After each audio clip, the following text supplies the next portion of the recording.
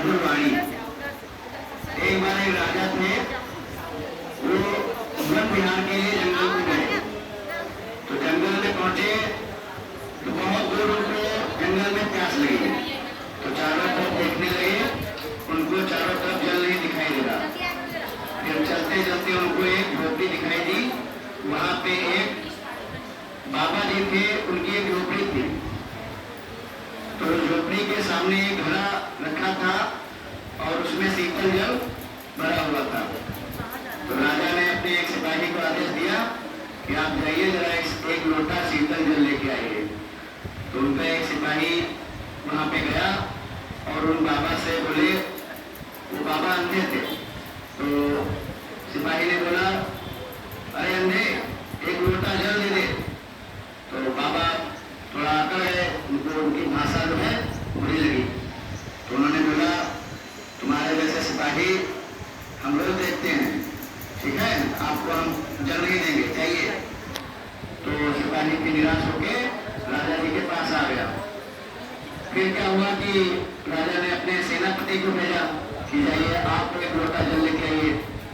तो सेनापति गए तो उन्होंने बोला, अरे अंधे, एक लोटा जल दे दो, आपको पैसा मिलेगा।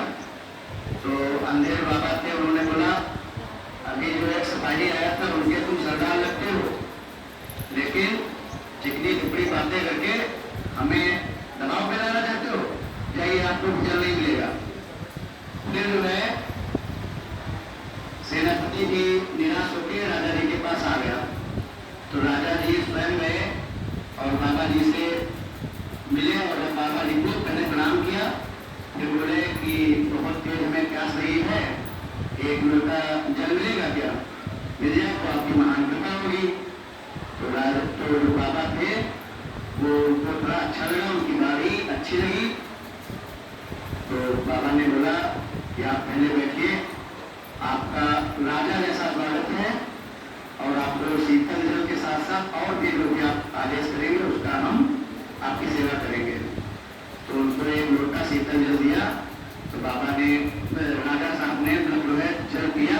फिर बाद में बोला, अच्छा आप ये बताइए, आपको जब दिखता नहीं है तो आप कैसे पहचान जाते हैं कि ये सिपाही है, ये सेनापति है और ये राजा है?